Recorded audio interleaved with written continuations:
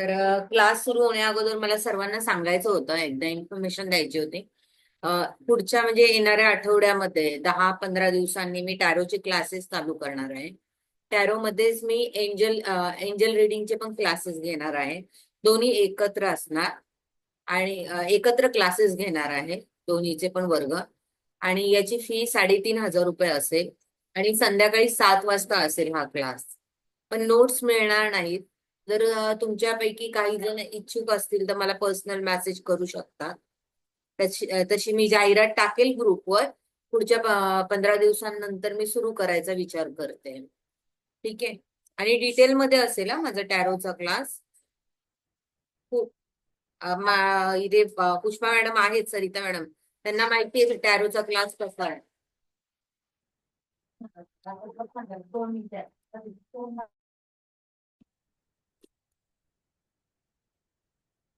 Madam आम्हाला त्याच्यात काय असतं हेच माहित नाही मला मला तरी. काय म्हणताय? म्हटलं त्याच्यामध्ये काय असतं हेच माहित नाही, काय अभ्यास असतो, कसं एनर्जीज कशासाठी. असतात बघा, टॅरो कार्ड्स आहेत ना, कधी भविष्य सांगत नाही. पहिली गोष्ट हा. म्हणजे डोक्यामध्ये ठेवा की टॅरो कार्ड्स मध्ये जर तुम्ही आलात की भविष्य सांगा माझं पुढच्या काही वर्षांचं वगैरे, तर तुम्हाला एक हम्म. सांगून ठेवते. असे खूप जण सांगतील की 15 दिवस 10 वर्षांचं भविष्य, 5 वर्षांचं भविष्य सांगतो. पण माझ्या मताने ते भविष्याकरता कार्ड्स पाहू नयेत. एनर्जीज पाहण्यासाठी किंवा जे तात्कालिक प्रश्न असतात, जशी आपली प्रश्नकुंडली असते त्याच अनुषंगाने तुम्ही टॅरोकडे पाहिलत तर तुम्हाला त्या प्रश्नांची उत्तरं टॅरो चांगल्यापैकी देऊ शकतो. आलं लक्षात? त्यासाठी हो का? कार्ड्स खूप चांगल्यापैकी काम करतात. बरं.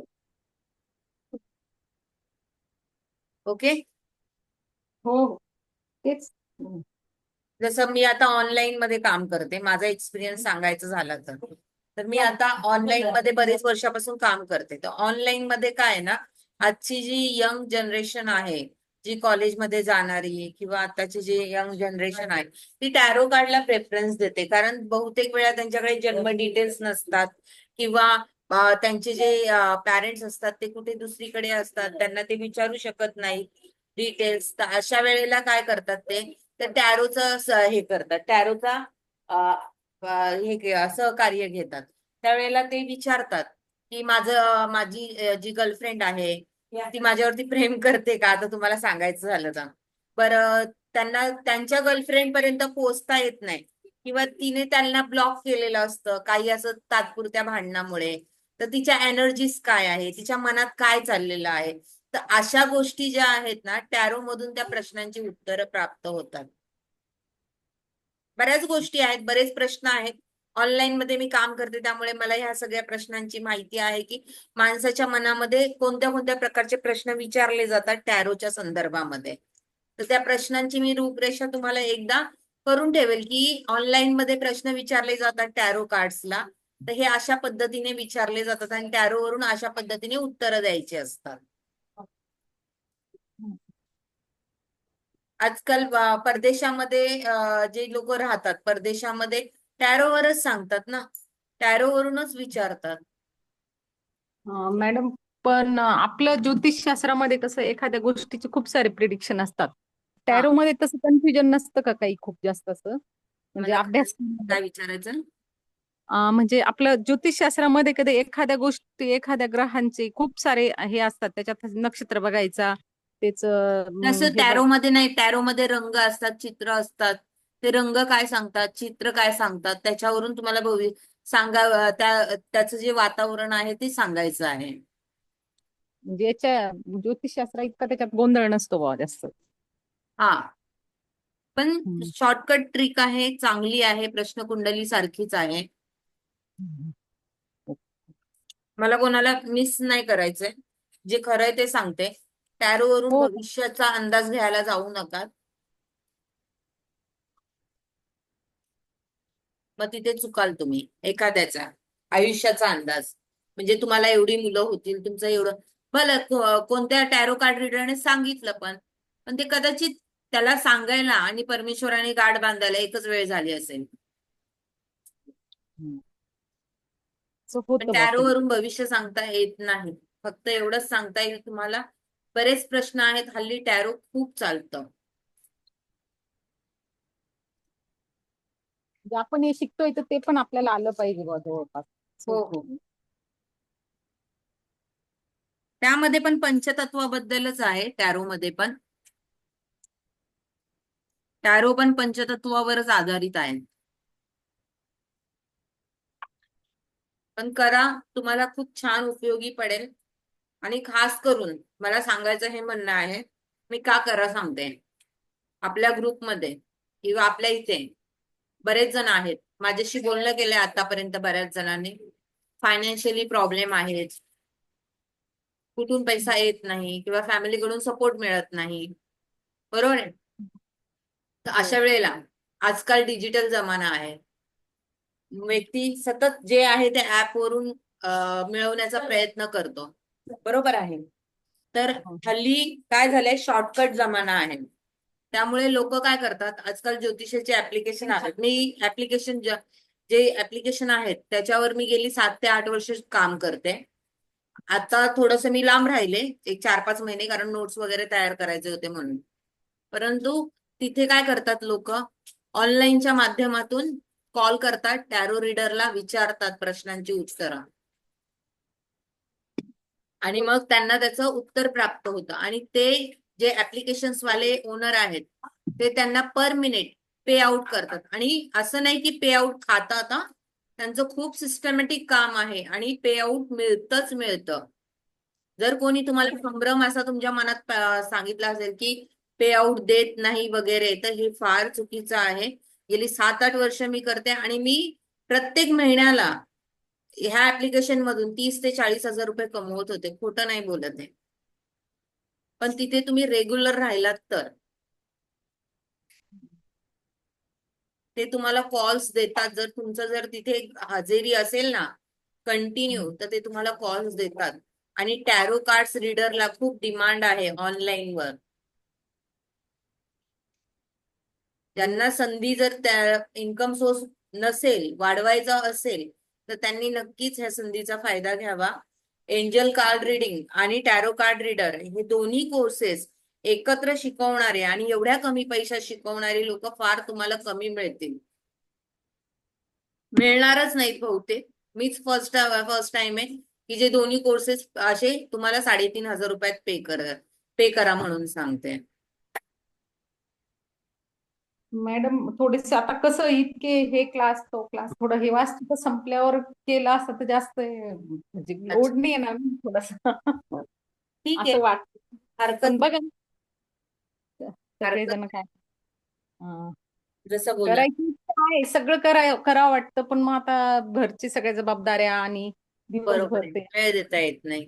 नाही, हा मग मी मग असं करू शकते की दुपारच्या वेळेला घेऊ शकते. जर दुपारच्या वेळेला मला खूप स्टुडंट मिळाले तरी सुद्धा, बरेच बऱ्यापैकी स्टुडंटचा जर रिप्लाय असेल की तुम्ही दुपारच्या वेळेला घ्या म्हणून, तर मी घेऊ शकते. हा नाही तेवढे मग किती जण दुपारी अवेलेबल आहे त्याप्रमाणे 1-2 जणच माझ्यासारखे असेल तर मग काही उपयोग नाही करू म्हणूनच काहीतरी. सांगितलं ना मी, दुपारच्या वेळेला जर बऱ्यापैकी लोक मिळाली तर मी दुपारच्या वेळेला घेईन क्लास, असं काही प्रॉब्लेम नाही. ठीक आहे. आता आपण पुढे सुरू करूयात.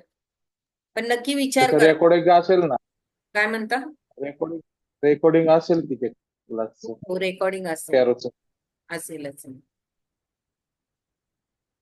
ठीक आहे.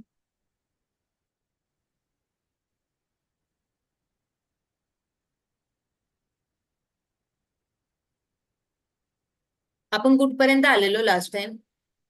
कपडे आणि शनीचा प्रभाव ना. जुन्या कपड्यांचा संबंध हा शनी ग्रहाशी असतो. अशुभ शनी असेल तर माणूस कसा फाटके, मळलेले आणि न वापरण्याजोगे कपडे साठवून ठेवतो. शुभ शनी असेल तर जोडीने कपडे नीटनेटके ठेवण्याची वृत्ती असते आणि काळजीपूर्वक निवडलेले कपडे वेळेनुसार उपयोगात येतात. आता शनी आणि पुस्तके. पुस्तके साठवणे ही शनीचीच प्रवृत्ती आहे, कारण ती दीर्घकाळ टिकणारी ज्ञान संपत्ती आहे. जेव्हा बुधाचा पण संबंध शनीशी असतो किंवा शनीच्या राशीमध्ये बुधाच्या राशीत शनी असतो किंवा शनीच्या राशीत बुध असतो, अशा लोकांना पण पुस्तकाची खूप आवड असते हा. बघा तुम्ही, त्यांना वाचनाची, संशोधन करण्याची आवड असते. शनी आणि बुधाचा संबंध असेल तर. शुभ शनी असेल तर पुस्तकांचा योग्य वेळी उपयोग होतो, ज्ञान वृद्धिंगत होतं.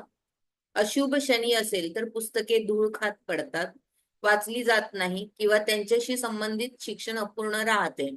शनी सूर्य योग पण आहे ना, ज्यांच्या पत्रिकेमध्ये सूर्य शनी योग असतो किंवा सूर्यावर शनीची दृष्टी असते, अशी लोक पण थोडीशी कामाला ना आळशी असतात. आता माहित नाही पत्रिकेमध्ये, सॉरी इथे किती जणांच्या पत्रिकेत असेल, सॉरी या, परंतु नियम म्हणून तुम्हाला सांगते, त्या कामामध्ये थोडासा आळस असतो किंवा सकाळी लवकर त्यांना उठवल्या जात नाही.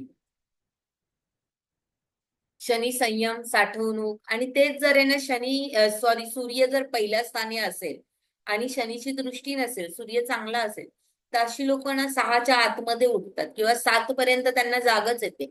7च्या पुढे ते झोपूच शकत नाही. शनी संयम, साठवणूक, दीर्घकालीन दृष्टिकोन दर्शवतो.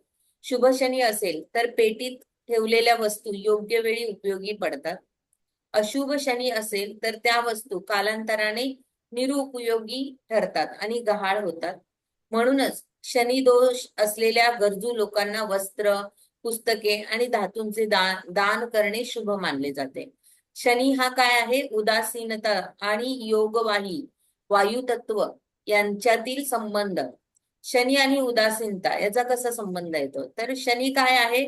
तर हमाल आहे. आपण बघितलं की शनी वायू तत्वाचा ग्रह आहे. तो काय करतो? आपली कर्म ही ह्या जन्मातून त्या जन्मात घेऊन जाण्याचं कार्य करतो. वायू आहे ना, शेवटी वायूचं कामच आहे इकडून तिकडून ने आण करण्याचं. पण शनी सारखा ग्रह हा वायू तत्वाचा, तो ते कार्य करतोय. हमालासारखा आहे, तो काम करतो, पण स्वतःसाठी काहीही मागत नाही. त्याच्या स्वभावात काय आहे? निस्वार्थीपणा आहे, उदासीनता आहे.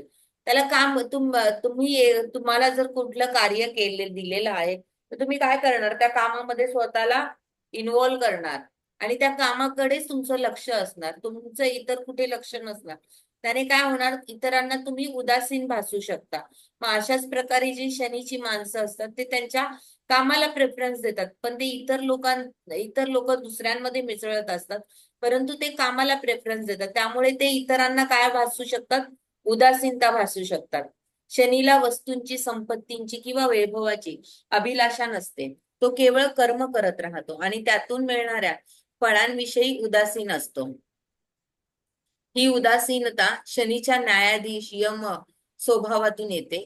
तो कर्माचे फळ देतो, पण त्याच्याशी स्वतः जोडला जात नाही. आता शनीच्या न्यायाधीश यम स्वभावातून येते. आता ह्याचा जर तुम्ही अर्थ उलगडलात तर सूर्याचे 2 पुत्र आहेत ना, एक शनी आहे आणि यम आहे. तर यमाकडे काय कार्य आहे? न्यायाधीशाचं कार्य, आपल्या कर्माचं फळ, आपल्याला काय प्राप्त होणार काय नाही. शनीकडे पण मग तो गुण येणारच ना. शनी आणि वायू तत्व. शनी वायू तत्वाचा ग्रह. वायू तत्व हे गती, प्रवाह आणि वाहतुकीचे प्रतीक आहे. जसे सुगंध, दुर्गंध, उष्णता किंवा थंडी वाहून नेतो, तसेच शनी कर्माचे परिणाम वाहून नेतो. वायू तत्वामुळे शनी कर्माच्या फळांशी तात्पुरता संबंध ठेवणे, पण त्याच्याशी पूर्णतः समरस होत नाही. शनी जन्मोजन्मींची कर्मे एका जन्मातून दुसऱ्या जन्मात वाहून नेतो, पण त्याच्या स्वतःच्या मनात त्या कर्मांबद्दल आसक्ती नसते. हा त्याचा योगवाही स्वभाव आहे. शनी आणि योगवाही स्वभाव. शनी हा संयुक्त प्रभाव निर्माण करणारा ग्रह आहे. जसा वायू सुगंध आणि दुर्गंध वाहून नेतो, तसेच शनी चांगल्या आणि वाईट कर्माचे परिणाम वाहून नेतो. जर शुभ योग असेल तर शनी योग्य कर्मांना फळ देतो आणि व्यक्तीला यश आणि समृद्धी प्रदान करतो.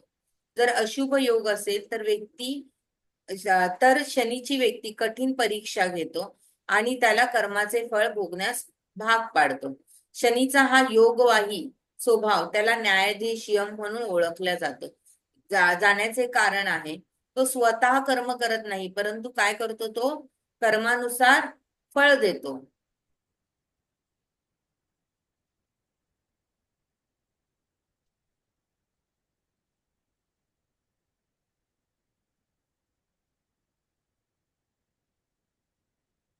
शनी उदासीन असूनही योगवाही आहे. शनी कर्माचे परिणाम एका जन्मातून दुसऱ्या जन्मात वाहून नेतो, पण त्याच्याशी स्वतः जोडला जात नाही, कारण स्वभावात निस्वार्थता आणि उदासीनता आहे.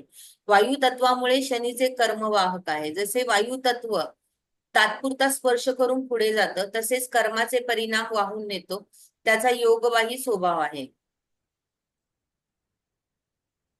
हे आता बऱ्याच आपण पाहिलं तर जीवनातील कर्म, त्याचे फळ आणि आध्यात्मिक विकास यांचे मार्गदर्शन शनी करतो. शनी हा कर्माचा न्यायाधीश असून तो व्यक्तीला त्याच्या कर्मानुसार फळ देतो.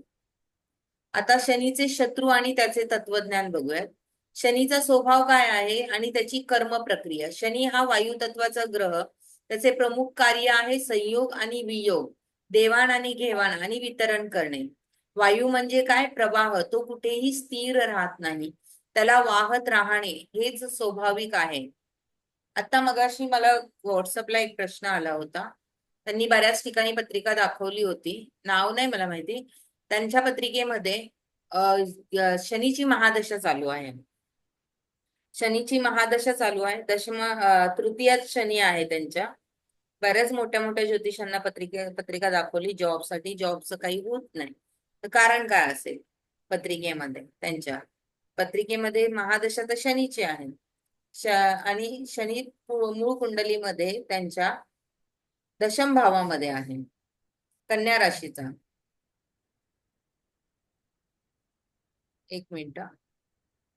कन्या राशीचा दशम भावामध्ये शनी आहे, उत्तरा फाल्गुनी नक्षत्रामध्ये. नक्षत्र स्वामी 6व्या स्थानात वृषभ राशीमध्ये आहे. स्थिर वृषभ राशीमध्ये 6ष्ठ स्थानामध्ये. आय थिंक सो बुध पण तिथेच आहे. त्यांनी मेन म्हणजे अगोदरची जी नोकरी आहे तीच सोडायला नव्हती पाहिजे होती, कारण वृषभ राशीमध्ये स्थिर राशीमध्ये आहे दशमेश. पण त्यांनी थोडस थांबायला पाहिजे होतं. परंतु त्यांना जॉब कधी मिळेल असं विचारलं होतं त्यांनी.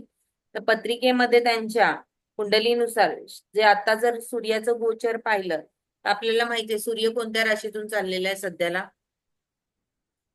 कोणत्या मीन राशीमधून राशी सांगा? मीनेतून सूर्य मीनेतनं चाललाय आता. मीनेतून चालू आहे. चांगलंय. त्यांच्या दशमामध्ये काय येते? कन्या रास येते. आणि शनी हा वायू तत्वाचा ग्रह, तो तृतीय स्थानात आहे. बरोबर आहे. पण हा जो जेव्हा सूर्य मिथुन राशीमध्ये येईल जून महिन्यामध्ये वायू तत्वाच्या राशीमध्ये, तेव्हा तो हालचाल करेल ना, आणि लगेच बुध पण पाठीमागे आहे, म्हणजे दशम स्थानाच्या संबंधित हालचाल वाढेल ना तिथे.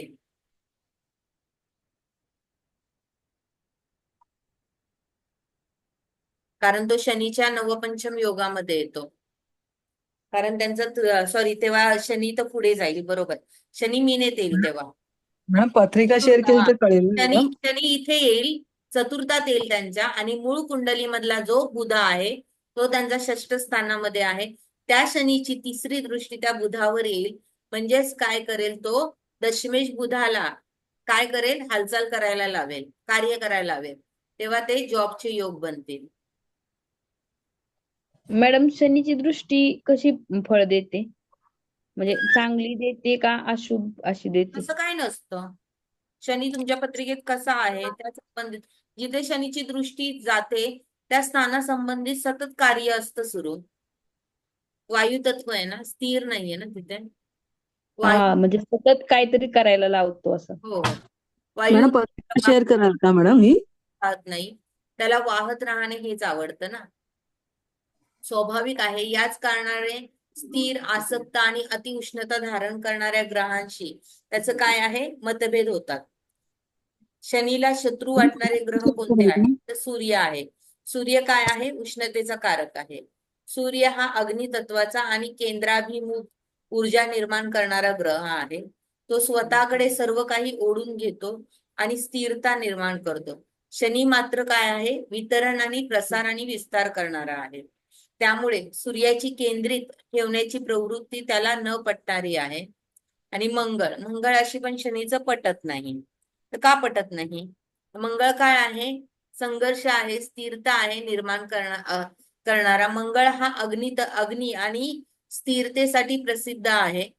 तो क्रियाशील आहे. मंगळाला काय आवडतं? क्रियाशील राहणं. आणि युद्धप्रिय ग्रह आहे. तो गोष्टी काय करतो, दृढ आणि अढळ बनवतो. शनी मात्र काय करतो, गोष्टी काय करतो, विलंब करतो. संयम आणि संयोजन करणारा ग्रह आहे. आणि मंगळाला काय असतं, आत्ता लगेच पाहिजे, कृती पाहिजे. आणि शनीला काय हवं असतं, विलंबाने होऊ दे, कधी व्हायचं तेव्हा होऊ दे. त्यामुळे दोन्ही स्वभाव वेगळे वेगळे आहेत. त्यामुळे मंगळाचा आक्रमक, त्वरित आणि कृती करणारा स्वभाव त्याच्या तत्वज्ञानाशी विसंगत नाही. चंद्र, चंद्र काय आहे, स्निग्धता आणि स्थिरता निर्माण करणारा ग्रह. चंद्र जलतत्वाचा असल्यामुळे स्निग्धता आणि बंधन निर्माण करतो. जलवस्तूंना काय करतं, चिटकवण्याचं कार्य करतं आणि स्थिर ठेवण्याचं कार्य करतं. तर शनी काय करतो, सतत हलवण्याचं, वाहून नेण्याचं कार्य करतो. पाण्यावर पाणी असतं तळ्यामध्ये साठलेलं किंवा कुठे, आणि तिथे वाऱ्याची झुळूक आली तर काय होतं, ते पाणी हलतं ना. म्हणजे वायू काय करतो, हलवण्याचं काम करतो त्या पाण्याला. म्हणजे चंद्र पण काय झाला, भावनांचा कारक. तिथे शनीसारखा ग्रह आला तर भावनांच्या संदर्भामध्ये सतत मनामध्ये काही ना काही हालचाल किंवा मन अशांत राहणं, या गोष्टी घडणार ना. वायू तत्व, जलतत्व वाहून नेण्याचे आणि वितरित करण्याचे काम करतो. चंद्राच्या स्निग्धतेला शनीचा कोरडेपणा आणि निर्लिप्तपणा विरोधी वाटतो. शनी आणि त्याचा दृष्टिकोन, शनीला काहीही स्थिर ठेवायचे नाही. त्याला फक्त काय करायचं आहे, कर्मानुसार फळ देऊन पुढे जायचं आहे. म्हणून रवी, मंगळ आणि चंद्र यांच्यासोबत त्याचं काय आहे, वैचारिक असमानता दिसून येते. वायू, शनी प्रसार वाहून नेणे, वितरण करणे आणि स्वतःचे तत्व आहे ते त्याचं. अग्नी काय आहे, तर रवी मंगळाचं आहे. दृढ करणे, स्थिरता निर्माण करणे, प्रतिकूल. चंद्र काय आहे, वस्तूंना एकत्र बांधणे. आपण जर पाण्यामध्ये काही गोष्टी टाकल्या, कलर टाकला तर काय करतो, पाणी स्वतःमध्ये मिसळून घेतं. म्हणजे काय करतं, एकत्रित स्वरूप आणतं त्याला. पृथ्वी तत्व काय आहे, गुरु सॉरी इथे पृथ्वी तत्वाचं गुरु आला, आकाशकडे येतं. तर पृथ्वी तत्वाकडे इथे काय येतं, तर बुध येतो पृथ्वी तत्वाकडे.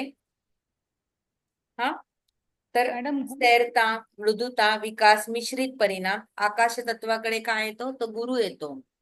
त्याचं काय कार्य, अदृश्य, विशालता आणि अस्पष्टता. शनीचे मुख्य कार्य, कर्मांना योग्य गती देणे आणि त्यांची फळे वाटप करणे. रवी, मंगळ आणि चंद्र विरोधी तत्वांचे असल्याने शनीशी मतभेद निर्माण करतात. म्हणूनच शनी आणि सूर्य यांचा युती योग कठीण मानला जातो. मंगळ शनी युती संघर्ष देणारी ठरते आणि चंद्र शनी युती ही भावनिक ताणतणाव निर्माण करणारी ठरते. कळालं तुम्हाला आता का शत्रू होतात आणि का ते एकमेकांचे शत्रू होत. शनीचं काय या ग्रहांशी पटत नाही. मॅडम शनी आणि गुरु युती कशी हम्म, असते? शनी आणि गुरुची युती नाही दाखवली त्याच्यात. बऱ्यापैकी असते चांगली, एवढं वाईट फळ नाही देत शनी गुरु, चांगले.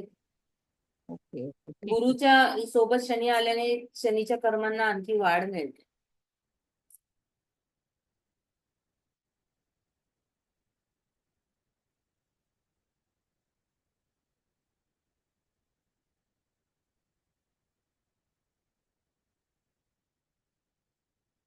शनी तमोगुण आणि कुंभ राशीचे गूढ तत्वज्ञान. शनी हा तमोगुणी ग्रह आहे. याचा अर्थ तो आवरण घालणारा, विलंब करणारा आणि कर्मानुसार फळ देणारा. तमोगुण म्हणजे काय, तर अंधकार, विलंब, गुरुत्व, जो शनीच्या स्वभावात स्पष्ट दिसतो. शनी विरुद्ध प्रकाशदायक ग्रह, सूर्य, चंद्र, मंगळ. सूर्य आणि चंद्र प्रकाश आणि ज्ञानदायक ग्रह. सूर्य काय आहे, सर्वाधिक प्रकाश देणारा, आत्मज्ञान आणि तेजस्वी आत्म्याचं प्रतीक दाखवतो. तर चंद्र काय आहे, मन हा अंतरप्रेरणा आणि सौम्यता दाखवतो आणि प्रकाशाला परावर्तित करतो. शनी मात्र काय आहे, विलंब घडून आत्मज्ञानाचा मार्ग कठीण करतो. मंगळ अग्नी आणि ऊर्जा देणारा ग्रह. मंगळ हा मंगळ अग्नी तत्वाचा ग्रह आहे, जो प्रकाश, उष्णता आणि तत्पर कृती दर्शवतो. शनी संत, संयमी आणि दीर्घकालीन फळ देणारा ग्रह आहे. म्हणून मंगळाच्या त्वरित, कृतिशील, स्वभावाशी तो विसंगत आहे. तो खूप उशिराने फळ देतो आणि मंगळाला फटाफट निर्णय पाहिजे असतात. कुंभ राशी हे शनीचे स्वामित्व असलेली राशी. कर्मफळ सिद्धांत जर पाहिला तर मकर राशी कर्माचे प्रतिनिधित्व करते. तर कुंभ राशी काय करते? त्याच्या द्वितीय स्थानात येते ना. दशमात मकर राशी येते, तर त्याच्या द्वितीय स्थानात कुठली राशी येते?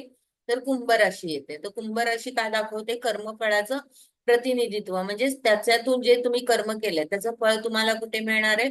लाभस्थानात मिळणार आहे. शनी कुंभ राशीचा स्वामी म्हणून क्रियामान कर्मांची नोंद ठेवतो आणि त्याची फळं पुढील जन्मासाठी वाहून नेतो. कालपुरुषाच्या कुंडलीत कुंभ राशी 11व्या लाभभावात येते, जे मिळकतीचे आणि कर्माचे परिणाम मोजण्याचे स्थान आहे. चित्रगुप्त काय आहे? यमाचा सहकारी. इथे बसून प्रत्येक व्यक्तीच्या कर्माचा हिशोब ठेवतो. कळालं तुम्हाला? कुंभ राशी. आणि त्याप्रमाणे तो काय करतो? मीन राशीकडे पुढे ती कर्म पाठवतो गुरुकडे. शनी तुळेत उच्च का होतो? तुळेचा. तूळ राशी काय आहे? वायू तत्वाची. काळपुरुषाच्या नाभिस्थानी येते. नाभी हे वायू तत्वाचे कार्यस्थान असून येथे प्राणवायू नियंत्रित असतो. तूळ म्हणजे न्याय, संतुलन आणि तौलनिक कर्मयोग. शनी इथे उच्चीचा होतो कारण त्याला न्यायाधीशाचे कार्य करायचे आहे, कर्माचा हिशोब ठेवायचा आहे आणि योग्य कर्मफळ द्यायचं आहे. शनी तमोगुणी असल्यामुळे प्रकाशदायक ग्रहांशी संघर्ष करतो. कुंभ राशीत त्याला कर्मफळाचे व्यवस्थापन करण्याची जबाबदारी मिळते. तुळ राशीत तो उच्चीचा होतो कारण संतुलित न्याय करणे हे अंतिम कार्य आहे. म्हणूनच शनी हा न्यायाधीश यम असून तो कर्माद्वारे योग्य न्याय देणारा आहे. दशमात तुमचं कर्म पाहिलं जातं आणि त्याच्यापासूनच जर 10वं स्थान पाहिलं तर कोणतं येतं? सप्तम स्थान येतं. म्हणजे ज्या कर्मातून तुम्ही आता जे काही कर्म केले त्या कर्माद्वारे तुम्हाला फळ कुठे मिळतं? तूळ राशी मध्ये मिळतं. कारण ते कर्माचं 10वं स्थान आहे आणि तिथे पुन्हा वायू तत्वाची रास येते, जी काय आहे? संतुलित राशी आहे. तर तिथे तो शनी वायू तत्वाचा, तिथे म्हणून तो उच्चीचा होतो. तूळ राशी सप्तम स्थान आणि प्रारब्ध कर्माचा संबंध. सप्तम स्थान प्रारब्ध कर्माचं स्थान आहे. सप्तम स्थान हे संबंध, संधी, समन्वय आणि करार यांचे स्थान आहे. हे काळपुरुषाच्या कुंडलीत दशम स्थानाचे दशम स्थान म्हणून याला प्रारब्ध कर्माचे स्थान मानले आहे. तूळ राशी न्याय, संतुलन आणि कर्माचे प्रतिबिंब. तूळ राशी ही शुक्राच्या अधिपत्याखाली वायू तत्वाची राशी आहे. शुक्र हा भौतिक आणि आध्यात्मिक सौंदर्य, संतुलन आणि न्यायाचे प्रतीक आहे. सप्तम स्थान हे वैवाहिक जीवन आणि भागीदाराचे स्थान आहे. इथे कर्माचे प्रतिबिंब दिसते. म्हणूनच तूळ राशीत कर्माचे फळ न्यायाने प्राप्त होते. प्रारब्ध कर्माच्या समतोलाचा हिशोब ठेवला जातो. दशम स्थानाचे दशम स्थान म्हणजे काय?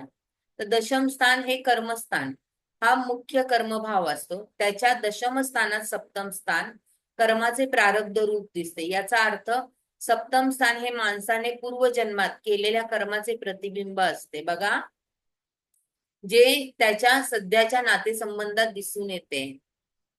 त्याचे काही जणांचं सप्तम स्थान बिघडलेलं असतं. बरेच जण त्यांच्याशी वादविवाद होत असतात. तर काही जणांना समोरच्या व्यक्तींकडून खूप सपोर्ट मिळत असतो. आपल्याला काय हवं असतं? जीवनामध्ये सपोर्ट हवा असतो ना प्रत्येक गोष्टीला पुढे जाण्याकरता. तर तो सपोर्ट नसेल तर आपण जाऊ शकू का? कोणच व्यक्ती नाही. तुम्ही कितीही बोला की मी करतो, मी केलं, परंतु असं कधीच नाहीये. कधीच बोलू नये की मी केलं. तुम्हाला कोणीतरी सपोर्ट केला, त्याच्यामुळे तुम्ही ते केलं. विदाऊट तुम्ही कधीच करू शकत नाही. म्हणून तर सप्तम स्थानामध्ये शनी सारखा ग्रह तूळ राशीचा उच्चीचा होतो. कारण तुम्हाला मिळणारी लोक ही कोणती आहेत हे तुमचीच कर्मभाव दर्शवतात आणि तुम्हाला त्या पद्धतीने ती लोक मदत करणारे मिळतात. मग देव स्वतः येऊ शकत नाही तुम्हाला सपोर्ट करायला, तो त्याप्रमाणे तुम्हाला ती उपलब्धता करून देतो. म्हणून सप्तम स्थान हे दशमापासून येणारं त्याचं सप्तमात तूळ राशी येते आणि तिथे शनी सारखा ग्रह उच्च होतो. समजलं असेल तुम्हाला आता?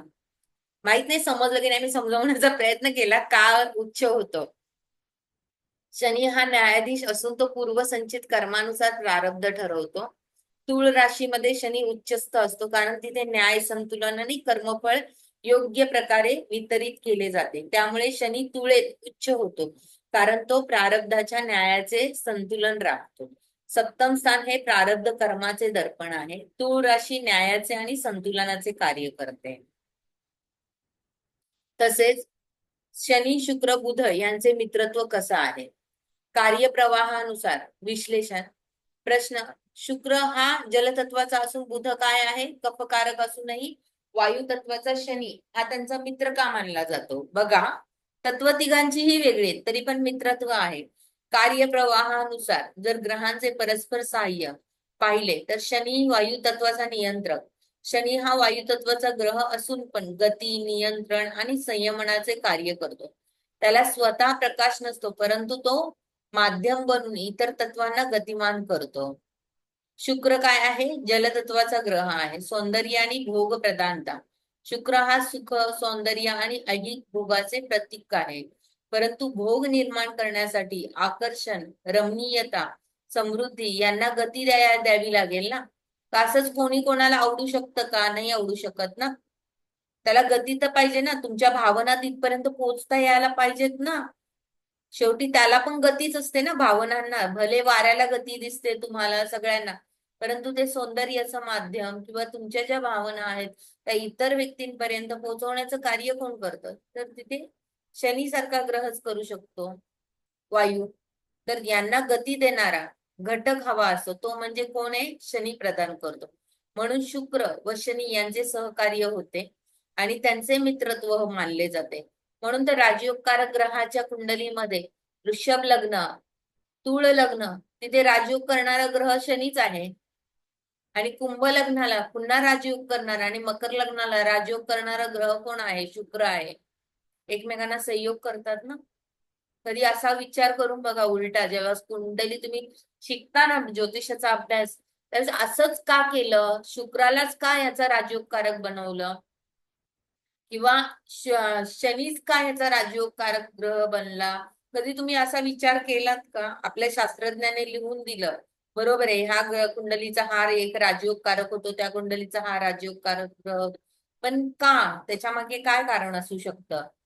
तर ही कारणं इथेच लपलेली असतात. बुध, शुक्र व शनी यांचे सहकार्य होते, त्यांचे मित्रत्व मानले जाते. बुध पृथ्वी तत्व, बुद्धी आणि व्यावहारिक क्षमता. बुध हा व्यावहारिकता आणि गणित, तर्कशक्ती आणि देवाणघेवाण यांचा कारक आहे. शनी काय आहे? कर्मफल आणि नियोजनावर भर देतो. तर बुध संख्यात्मक, व्यवहार आणि बुद्धीचा कारक आहे. शनी बुध एकत्र असल्यास व्यावहारिक दृष्टिकोन अधिक सशक्त होतो. कन्या राशीतला शनी खूप व्यावहारिक दृष्टिकोन असतो. खूप त्यांचा कायम हिशोबी स्वभाव असतो कन्या राशीतल्या शनीचा. आणि चिकित्सक बुद्धिमत्ता असते. संशोधन खूप चांगल्यापैकी करू शकतात कन्या राशीतल्या शनी. यामुळे शनी आणि बुधाचे यांचे मित्रत्व राहते. कारण शनीकडे चिकाटी आहे, कन्या राशीकडे संशोधनात्मक आहे बुद्धी. त्यामुळे खूप चांगलं कार्य करतात कन्या राशीत दोघे पण. ग्रहांच्या पारंपरिक गरजा, कार्य संघटना. रवी, मंगळ आणि गुरु यांच्यासाठी शनी कमी का महत्वाचा? रवी, मंगळ आणि गुरु हे स्वतः प्रकाशमान, ऊर्जादायक आणि प्रबोधक ग्रह आहेत. यांची स्वतःची ऊर्जा आहे ना, स्वतःचं अस्तित्व आहे. त्यांना वायू शक्तीवर अवलंबून राहण्याची गरज नाही. म्हणून शनी त्यांच्यासाठी फारसा उपयोगी नाही. त्याला ते शत्रू मानतात. शनी, शुक्र, बुध साठी आवश्यक काय आहे? शुक्राला शनी का गरजेचा वाटतो? कारण भौतिक सुखांचे वहन करणारा आहे. भौतिक सुख आपल्याला सगळ्यांना हवी असतात ना. कोणाला भौतिक सुख कलियुगामध्ये तर प्रत्येकाला भौतिक सुख हवं आहे. मग ते भौतिक सुख आपल्यापर्यंत पोहोचावं ही अपेक्षा असते ना. पण ते पोहोचवण्याकरिता गती पण हवी आहे ना. मग ते गती प्रदान करणारं कार्य कोण करणार? शुक्राला मदत कोण करणार? तर शनी करणार. बुधाला शनी आवश्यक का आहे? कारण तो गणनात्मक आहे, व्यावहारिक गोष्टी आहेत. व्यावहारिक गोष्टींना मूर्त स्वरूप देतो. व्यावहारिक जगामध्ये आपण जे व्यवहार करतो दैनंदिन, त्याला पण एक गती आहे ना. ते व्यावहारिक स्थिर नकोय ना. आपल्याला अस्थिर हवी व्यावहारिक गोष्टींमध्ये, तेव्हाच ते सुरू राहतील निरंतर. हे गती देणारं कार्य कोण करतं? तर शनी करतो. चंद्र, मन सुद्धा शनी वाचून अडतो, कारण मनाला स्थैर्य आणि विचारांची दिशा शनी देतो. शुक्राला भोग सुखांची गती आणि स्थैर्य देणारा शनी गरजेचा आहे. बुधाला व्यावहारिकता आणि कर्मफल देणारा शनी महत्वाचा आहे. रवी, मंगळ आणि गुरु यांना शनीची कमी गरज असल्यामुळे ते शनीला काय करतात? विरोधक मानतात. यामुळे शुक्र, बुध आणि चंद्र, शनी हे चंद्राला पण थोडस त्यांनी मित्रच मानलेलं आहे, थोडंफार, जास्त नाही. तर रवी, मंगळ आणि गुरु हे थोडे शत्रू मानले जातात. शनी, शुक्र आणि बुध यांचे मित्रत्व. बऱ्याच जणांना का मित्र माहिती तुम्हाला? चंद्र शनी बोलतात विषय योग पण, आणि मग तुम्ही बोलताय मॅडम मित्र असं का? ज्यावेळेस मानसिक खर्चीकरण होतं ना विषयोगामुळे, ती व्यक्ती पुन्हा पुन्हा परत उभी राहते. कारण शनी काय करतो माहिती का? त्या निराश झालेल्या मनाला ना पुन्हा हलवतो ना, उभारी देतो तो, जलतत्व आणि वायू तत्व. मग यांचं काय होतं? खर्चीकरण सतत मनाचं होऊन होऊन आहे ना, हे नंतर आहे ना खूप स्वतः एक बोलतात चांगल्यापैकी स्टेबल होतात. त्याचं हे कारण आहे, कारण हा वायू ह्या जलाला अस्थिर बसू देत नाही, स्थिर बसू देत नाही. निराश झालाय ना, परत उठ, परत कर, परत उठ, परत कर, अशा पद्धतीने कार्य.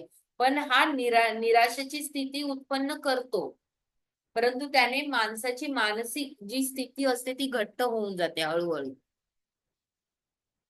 शनी, शुक्र, बुध यांचे मित्रत्व. दुसरे उदाहरण, शनी, शुक्र आणि बुध यांचे परस्पर मित्रत्व समजावून घेण्यासाठी चालू असलेली कंपनी या दृष्टिकोनातून आपण विचार करू. इथे मी एक उदाहरण घेतलेलं आहे, त्या उदाहरणावरून बघा. शनी काय आहे? तर व्यवस्थापक आहे, मॅनेजर आहे, नियोजन, नियम, श्रम आणि व्यवस्थापन करणारा आहे. तर हे कसे एकमेकांवर डिपेंडेबल आहे बघा. एक कंपनी आहे, तर ती कंपनी, त्याचा कोण आहे? व्यवस्थापक शनी आहे.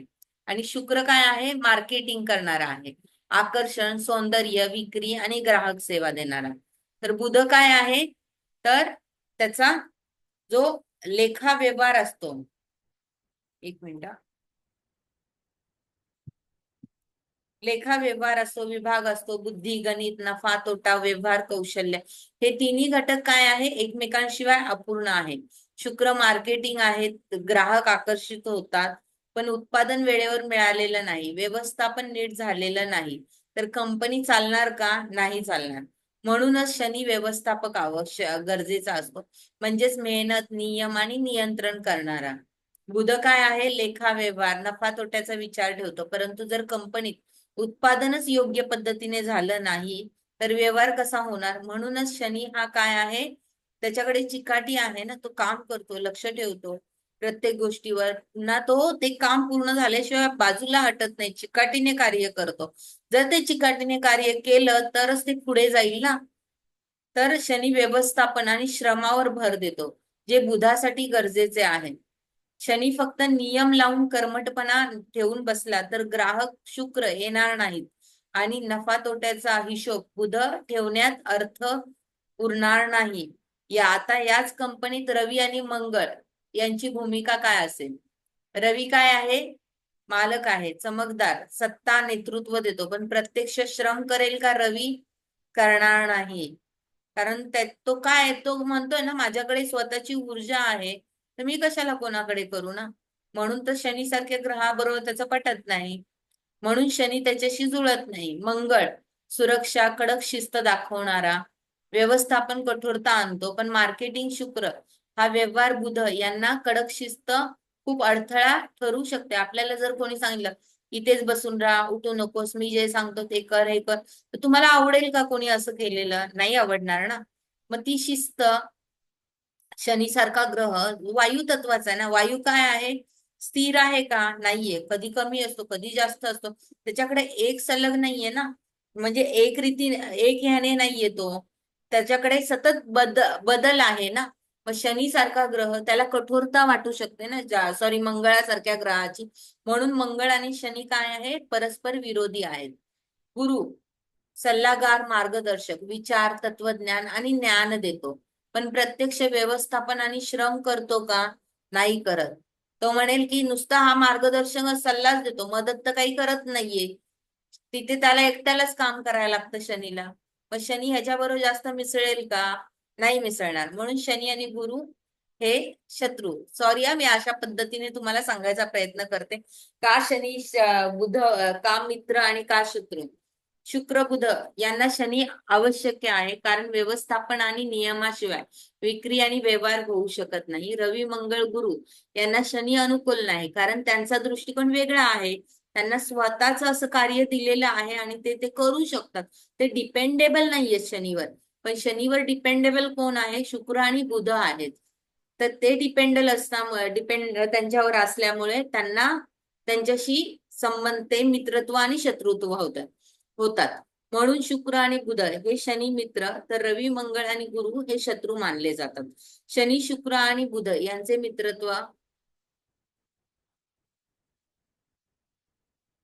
हे पाहिलं, समजलं असेल तुम्हाला. शनी आणि बुध यांना शनी आवश्यक आहे, कारण प्रवासाचा आनंद आणि नियोजन योग्य रीतीने घडून येण्यासाठी शिस्तबद्ध वाहतूक गरजेची असते. आता ट्रेनचं एक उदाहरण घेतलं होतं, पण जाऊ दे, तुम्हाला हे समजलं असेल. एक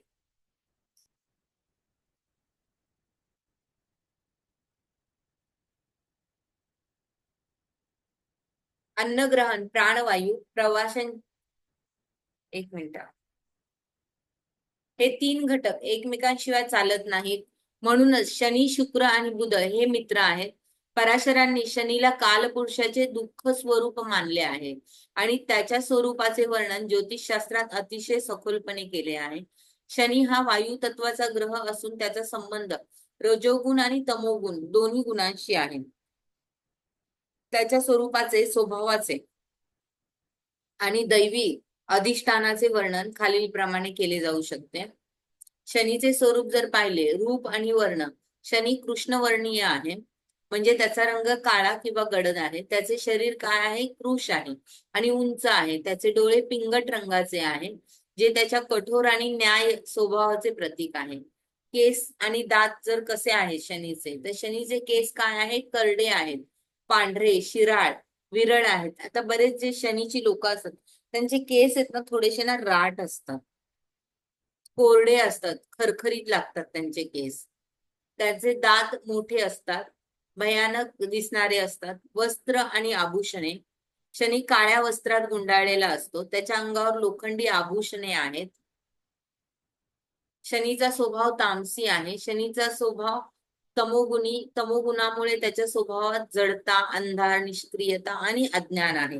तो उदासीन, कठोर आणि न्याय आहे. नपुंसक आणि शूद्रवर्ण, शनीला नपुंसक मानलं जातं. त्याला पुरुष किंवा स्त्री असे लिंग नाही. तो शूद्र वर्णाचा मानला जातो, कारण शूद्र वर्ग श्रमशीलता आणि सेवेचे प्रतीक आहे. वात प्रकृती, शनी वात प्रकृतीचा आणि म्हणजे त्याच्या शरीरात वायू तत्वाचे प्राबल्य आहे. तो शरीरातील स्नायूंचा स्वामी मानला जातो आणि त्याच्या स्वभावामुळे वातविकार, सांधेदुखी, लकवा होऊ शकतात. शनीचे प्राकृतिक संबंध, वारुळाचा अधिपती, शनी वारुळाचा अधिपती आहे, म्हणजे तो सरपटणाऱ्या प्राण्यांशी, साप, गोह यांच्याशी सुद्धा संबंध ठेवणारा ग्रह आहे. वनस्पती, शनी कडू रसाच्या वनस्पतींशी किंवा खाण्याच्या अयोग्य ज्या गोष्टी असतात त्याच्याशी संबंधित. तो वर्षा ऋतू, शिशिर ऋतू, हिवाळा यांचा अधिपती आहे. शनीचे दैवी अधिष्ठान, ब्रह्मदेवाचे अधिष्ठान, शनीची देवता ब्रह्मदेव मानली जाते. शिव पण, आणि ब्रह्मदेव हे सृष्टीचे निर्माता आहेत. शनी त्यांच्या न्याय आणि कठोर स्वभावाचे प्रतीक आहे. कुर्मा अवताराशी म्हणजे विष्णूचे जे कासव अवतार होतं त्याच्याशी सुद्धा संबंधित आहे. कुर्मा अवतार हा स्थिरता आणि धैर्याचे प्रतीक आहे. शनीच्या स्वभावात हीच गुणवैशिष्ट्ये आहेत. रजोगुण आणि तमोगुण फळ. रजोगुणाचे फळ दुःख. शनी रजोगुणी असल्यामुळे त्याच्या प्रभावामुळे व्यक्तीला कष्ट, दुःख आणि अडचणी यांचा सामना करावा लागतो. तमोगुणाचे फळ मोह, अविद्या. शनी तमोगुणी असल्यामुळे त्याच्या प्रभावामुळे व्यक्तीला मानसिक अंधार, निराशा आणि अज्ञान यांचा सामना करावा लागतो. शनी काळपुरुषाचे दुःख स्वरूप आहे. अशा प्रकारे शनीचे स्वरूप आणि दैवी अधिष्ठान यांचे वर्णन ज्योतिषशास्त्रामध्ये, एक मिनिट हा.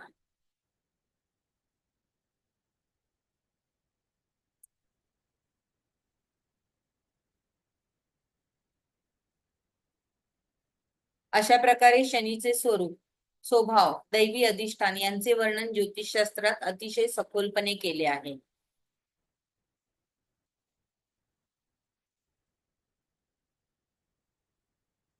शनीचा जो उच्च बिंदू असतो तो स्वराशीतील स्थान त्याच्या ज्योतिषशास्त्रातील महत्वाच्या वैशिष्ट्य आहे. शनीचा जो उच्च बिंदू आहे स्वराशीतील स्थानामुळे त्याचे प्रभावाचे स्वरूप फलित बदलते. विश्लेषण खालीलप्रमाणे. शनीचा उच्च बिंदू तुळ राशीमध्ये 20 अंशाला शनी काय होतो, उच्च मानला जातो.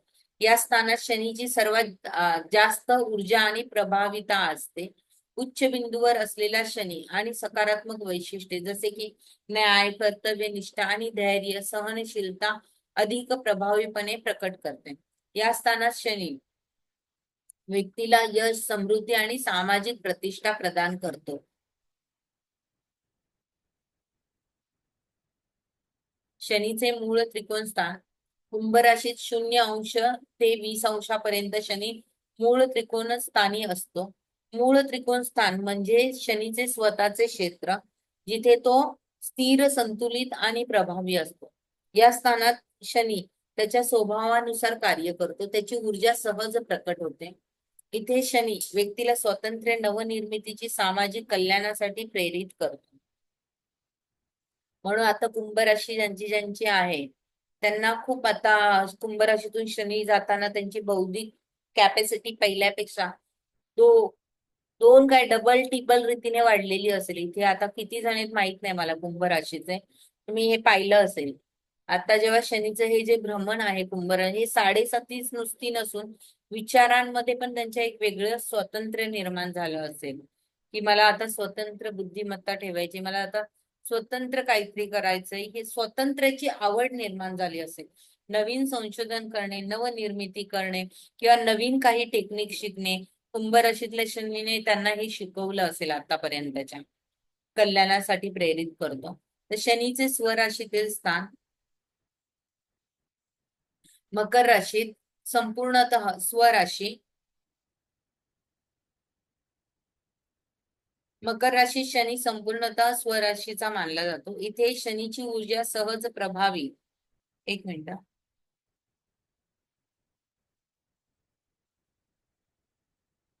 हॅलो.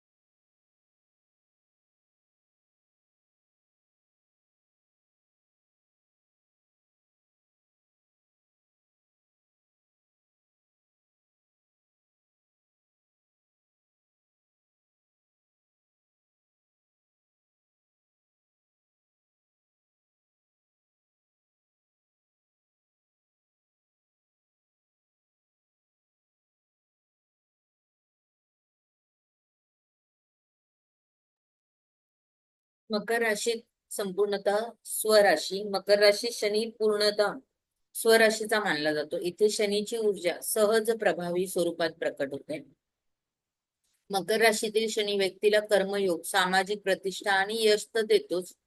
शनी उच्च आणि स्वराशीतील स्थानाचा स्वभाव, उच्च बिंदूवर शनीचा प्रभाव, सकारात्मक गोष्टी घडतात. तूळ राशीमध्ये असल्यास चांगल्या ठिकाणी यश, समृद्धी, प्रतिष्ठा प्राप्त होते.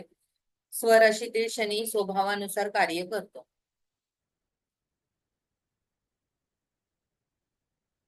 आवाज नाहीये?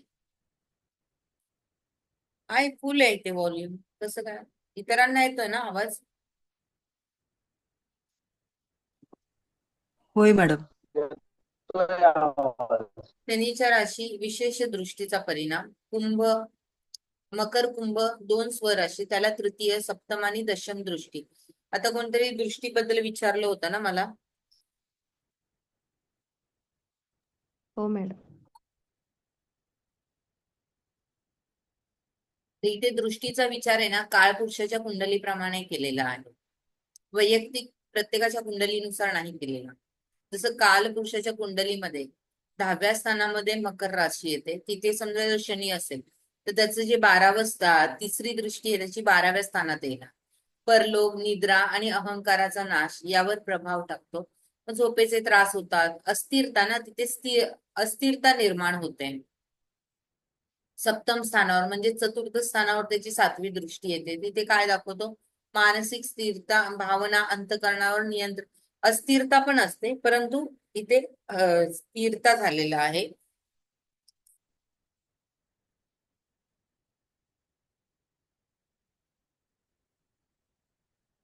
दशम दृष्टी, लिंग, 7वे स्थान, वैवाहिक जीवन, स्त्री पुरुष संबंध, 7व्या भावाशी संबंधित विषयांवर प्रभाव टाकतो.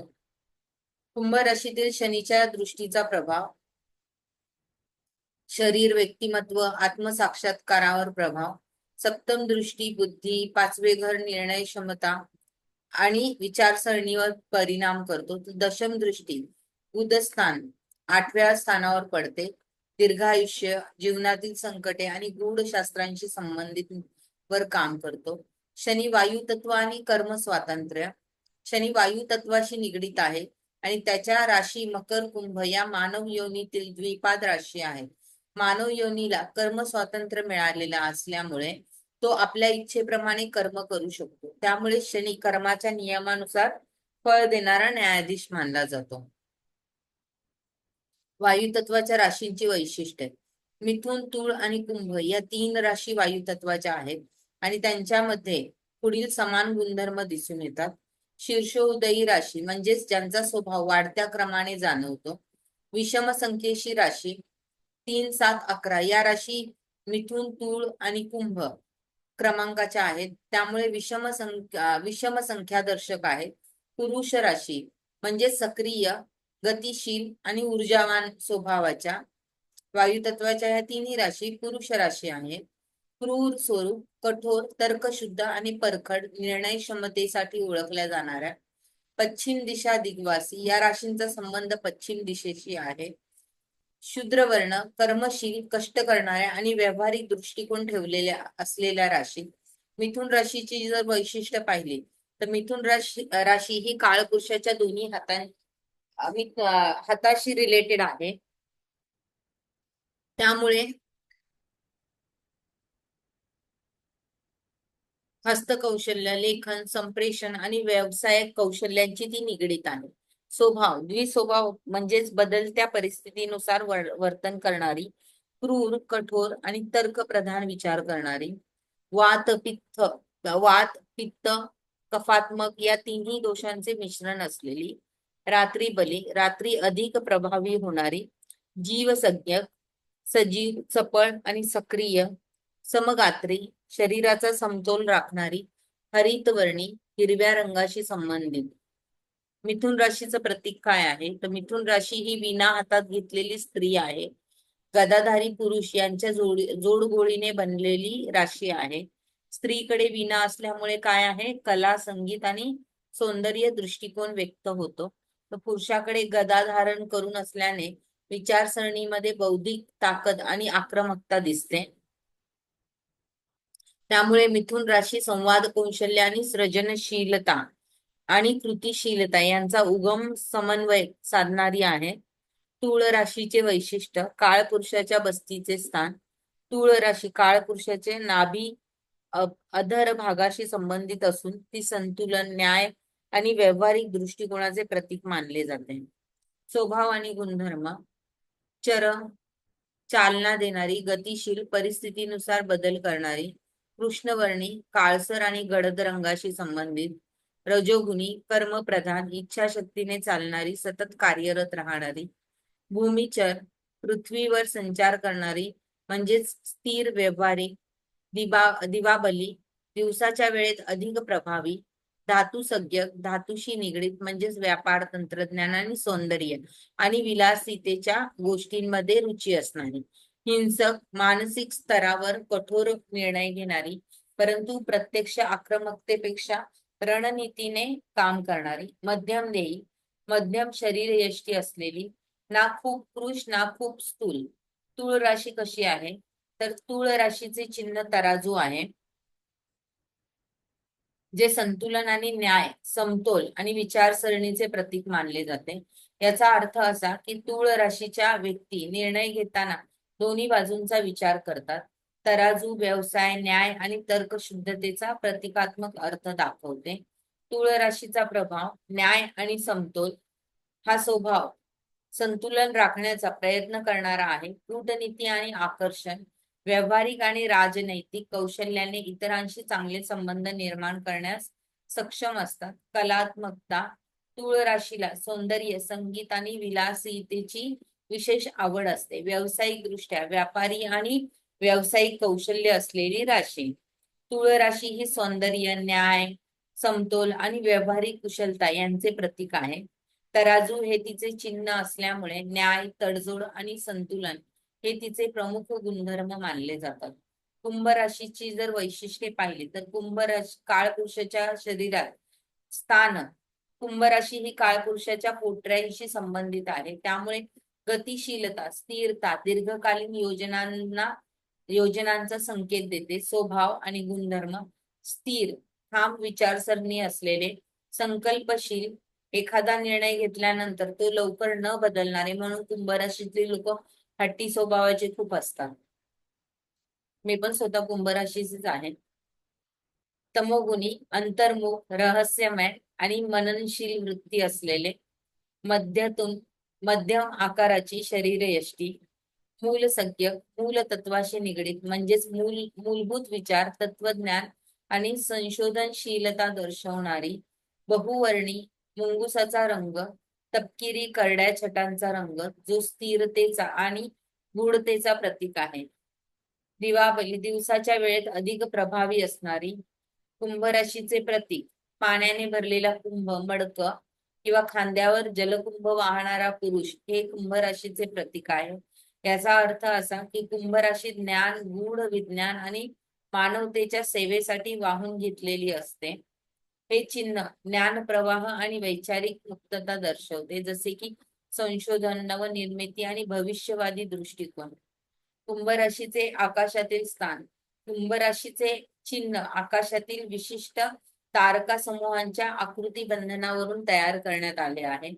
या राशीचे स्थान शनीच्या दीर्घ दृष्टीने प्रभावित असल्याने ती गंभीर, विचारशील आणि तत्वज्ञानाच्या दिशेने प्रवृत्त होते.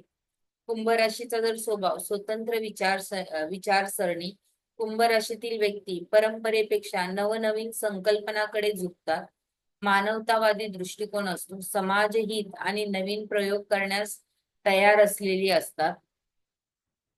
गूढ आणि आध्यात्मिक विचार, संशोधन आणि गूढशास्त्र यांच्याकडे कल असणारी. वैज्ञानिक आणि तांत्रिक क्षेत्रात विशेष प्रगती करणारे. आधुनिक तंत्रज्ञान आणि नवसंकल्पना आणि संशोधनात रस. कुंभ राशी ज्ञान, संशोधन, नवकल्पना आणि समाजहिताच्या संकल्पनांचे प्रतीक आहे. तिचे प्रतीक पाण्याने भरलेला कुंभ, पाण्याशी संबंधित नसून ज्ञान आणि मुक्त विचारधारेशी निगडीत असं हे चिन्ह आहे. ठीक आहे, आता आपण इथपर्यंत बस करूया. आता हे लक्षात ठेवा कोणत्या पेज पर्यंत आलो आपण. आपण 52 पेजवर येऊन थांबलोय.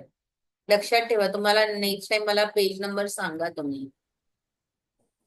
आता बस झालं आजचं लेक्चर.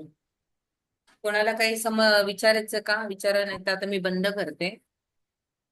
समजलं असेल आज तुम्हाला वायू तत्व. मॅडम मगाशी तुम्ही ती पत्रिका हे केलात ना, बोललात ना, ती थोडं शेअर करा ना. असं तुम्ही पटकन सांगताना ते असं कळत नाही, असं म्हणजे मला तरी नाही कळत. जोपर्यंत पत्रिका प्रॉपर मांडलेली दिसली तर समजतं. मी कशी करू शेअर? मला समोरच्या व्यक्तीने सांगितलं नाही शेअर करायला, तर कोणाची पत्रिका मी पर्सनल कशी शेअर करू? नाही, तुम्ही नाव डिटेल्स फक्त घरं आणि ते बरं, हरकत नाही, मग हरकत नाही. आपल्याला नावं वगैरे नको. मग तुम्ही ते सांगितलं ना ह्याच्यात दशम स्थानामध्ये घर वगैरे असं म्हटलं. बाकी काही नाही. नाही, हरकत नाही मॅडम. ओके. कारण ती कोणतरी विचारली, अशीच सहज त्यांनी पाठवली. चला नाही, म्हटलं, तुम्ही कधीतरी तुम्ही ते त्यांचं बोललात ना, अडलेलं ते असेल तुम्ही खूप जे बोलता जास्त. ना मॅडम, ऐका ना, तुम्ही जे बोलतात ना ह्या स्थानात हे ते असं, ते मी आम्हाला दुसरी एखादी पत्रिका दाखवते ना, कशाला काळजी करते? हा हा, नाही, ती मला ना अशी फास्ट वाटते, म्हणजे मला तरी डोक्यावरून जातं अजून. पटकन नाही असं ग्रास्प करताय तुम्ही सांगताना, थांबा, मी असं होतं. दाखवते. कोणती पण घेऊया, असं काही गरज नाहीये. नाही कुठली नाही, पण असं म्हणजे घेऊया. हा, ठीक आहे, ठीक आहे, चालेल. Okay madam. थांबा हा, थँक्यू, थांबा थँक्यू. थांबा थांबा.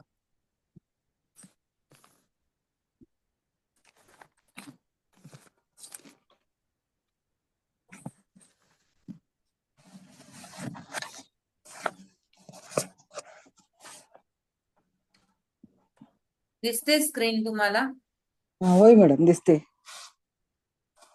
या पत्रिकेमध्ये बघा, मेष आणि लग्न आहे. हा मेष लग्न आहे, बरोबर आहे. आता काय, कुंभ राशीतून शनी चालला आहे ना. 2.5 वर्षापूर्वी शनीचं गोचर हे कशातून होतं? दशम स्थानातून होतं. आणि महादशा बघा, शनीची सुरू झालेली आहे. शनी ग्रहाची महादशा कधी चालू झालेली आहे? 2021 ला चालू झाली. आणि त्या दरम्यान शनी कुठे होता? मकर राशीला होता. शनी इथून चालला होता. एक मिनिट.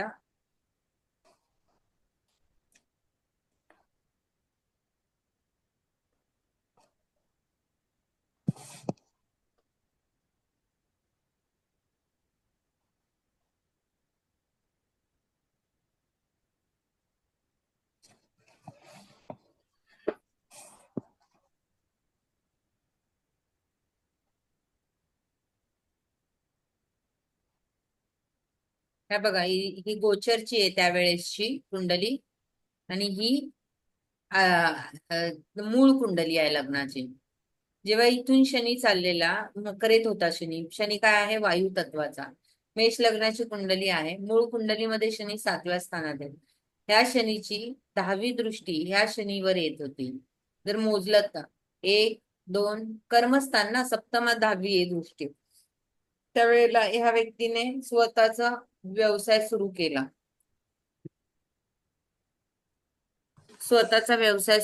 स्वतःची कन्सल्टन्सी सुरू केली. बरेच वर्ष घरामध्ये राहिल्यानंतर त्यांनी स्वतःचा व्यवसाय सुरू केला, पण तो पण पार्टनरशिप मध्ये. आता शनीची 7व्या स्थानावर दृष्टी आहे आणि शनी दशमेश आहे आणि महादशा सुद्धा शनीची चालू झालेली. त्यामुळे दशम स्थान ऍक्टिव्ह झालं आणि त्या शनीची दृष्टी सप्तमावर आल्यामुळे त्यांचं कर्मस्थान ऍक्टिव्ह झालं आणि तिथून ती कार्य करायला सुरुवात केली. ठीक आहे, अशा पद्धतीने कार्य करतो. समजलं आता तुम्हाला? होय मॅडम. थँक्यू दशमेश मॅडम. चाललेला ना, हे बघा ना, दशमेश इथे चाललेला. मूळ कुंडलीमध्ये शनी आणि बुध आहे, म्हणजे ह्या शनीची दृष्टी आली ना इथे 10वी. ठीक आहे, अशा पद्धतीने पत्रिका तुम्ही शिकाल वाचायला. कठीण नाही जास्त. होय madam, thank you. Bye. Bye. Good night. Good night. Good night. शुभरात्री मॅडम. ठीक.